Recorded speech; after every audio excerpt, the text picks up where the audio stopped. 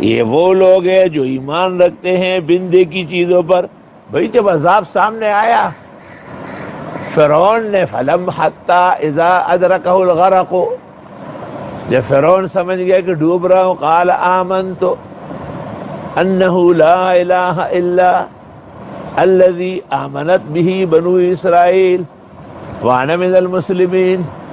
ادھر شیطان تھا، ڈوب رہا ہے لیکن موسیٰ علیہ السلام و ہارون کا نام نہیں لے رہا ہے.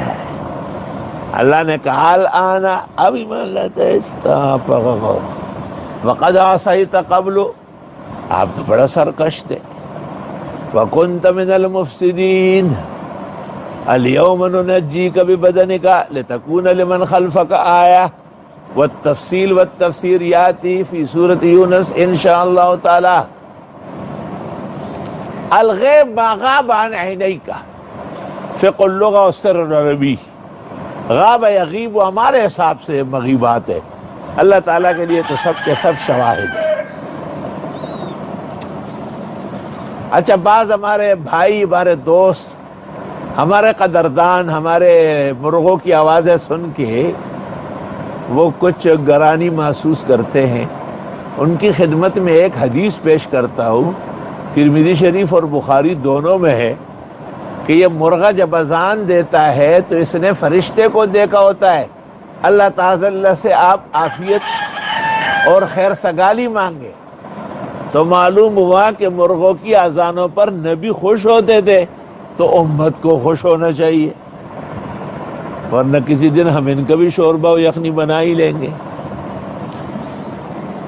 ناظم اعلیٰ نے اس دن ایک حدیث دکھائی ہے مشکات جلد ثانی ذبائح میں، کہ آپ نے فرمایا اس کو کیوں ذبح کرتے ہو؟ یہ تو آپ کو نماز کے لیے جگاتا ہے. یعنی اس کا نام مؤذن بھی پیغمبر نے رکھا ہے. اور اس سے اس عاجز اور فقیر نے یہ استدلال کیا ہے کہ سحر، آسیب، سفلی، جادو، ٹوٹکا، یہ جتنے شیطانی علوم ہیں یہ بغیر شیطان کے کامیاب نہیں ہوتے. اور حدیث میں جس جگہ فرشتہ ہوتا ہے وہاں سے شیطان بھاگ جاتا ہے. تو مرغے کا اور پھر سفید رنگ کے مرغے کا درس تفسیر بلے آن لائن کیوں نہ ہو، اس کے آس پاس اس کا کوکوکو، وہ کوکوکو. آپ کو کیا پتا ہے کہ اس وقت کوئی ظالم، کوئی ساحر، کوئی جادوگر، کوئی بدتمیز کائنات کا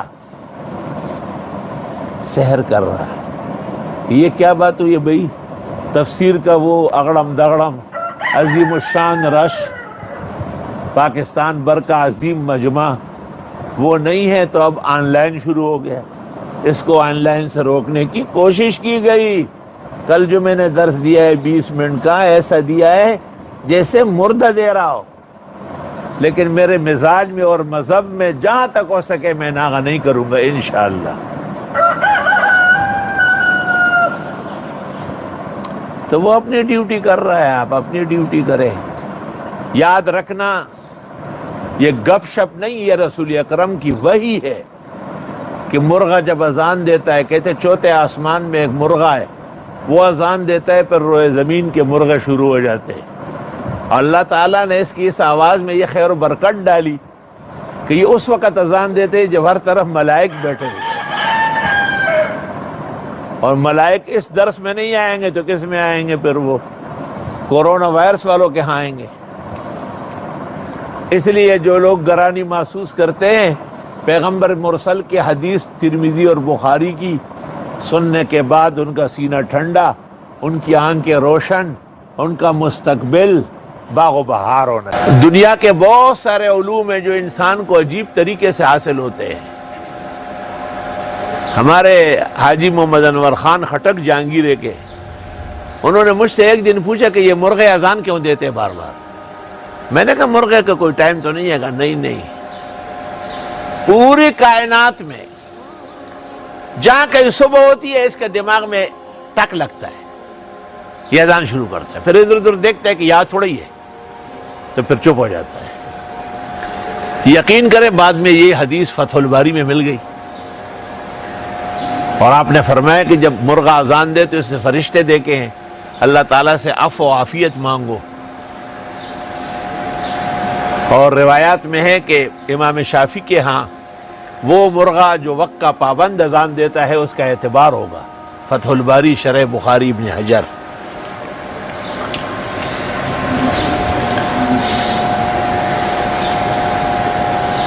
اللہ اکبر۔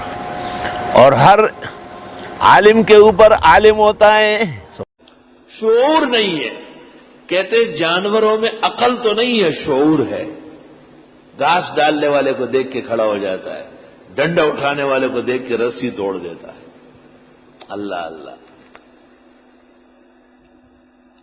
ہماری ایک بلی مجھے کہتی تھی کہ آپ دفتر کھولے، مجھے یہاں بچے دے دیں۔ میں نے کہا نہیں، یہ غلط بات ہے، یہاں بچے نہیں دے سکتے۔ جب مجھ سے بالکل مایوس ہو گئی تو منصور بھائی کے پاس گئی اور ایک خاص طریقے سے اس کو منتیں کی۔ منصور بھائی نے کہا کھول کے دیتے ہیں، انشاءاللہ یہ نقصان نہیں کرے گی۔ ٹھیک، چلی گئی اندر، بچے دے دی۔ ایک کھڑکی ہم نے کھولی اور اس کو دکھایا کہ یہاں سے آنا جانا، اسی سے آتی جاتی تھی۔ 2-3 مہینے جب ہو گئے، بچوں کو باہر لے آئی تو وہاں کھڑکی کے پاس جا کے کھڑی ہو گئی۔ میں سمجھ گیا کہ یہ کہہ رہی ہے کہ اب اس کو بند کر دے آپ۔ لا الہ الا اللہ۔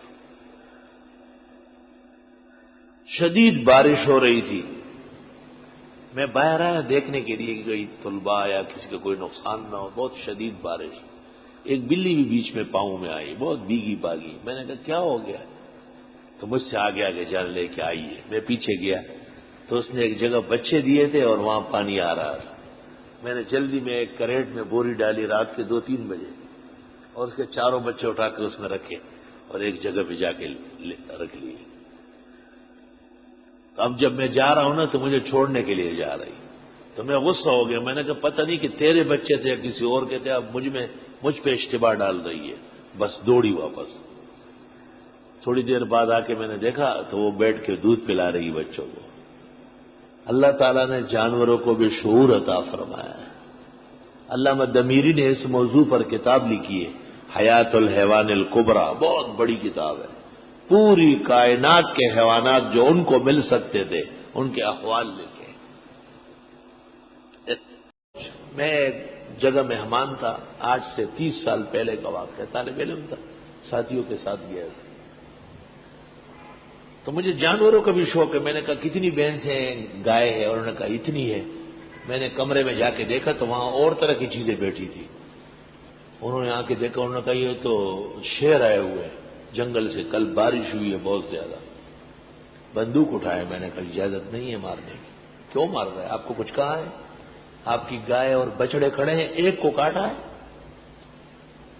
خیر، جب ہم نے شور شرابہ کیا تو مجھے کہا یہ جائیں گے کیسے؟ میں نے کہا آپ آگ جلائے فاصلے پر۔ آگ جلائی تو شیر اور شیر بمر سب نکلنے لگے۔ خیر میں تو آ کے وہاں بیٹھ گیا تھا جہاں مہمان تھا، تو وہ میزبان ہمارا آ کر کے میرے پیر دبانے لگا، ہاتھ چومنے میں۔ کیوں؟ کہ وہ شیر گزرتے ہوئے آپ کو دیکھ کے سر نیچے کیا ایسے، ورنہ ہم تو ہمارے دستور کے مطابق تو قتل کرنا تھا۔ آپ نے کہا کہ نہ، انہوں نے کوئی ضرر نہیں دیا۔ خبردار، کیوں نہ حق حملہ کرتے آپ؟ اس میں اللہ کی ہزاروں حکمت ہے۔ اللہ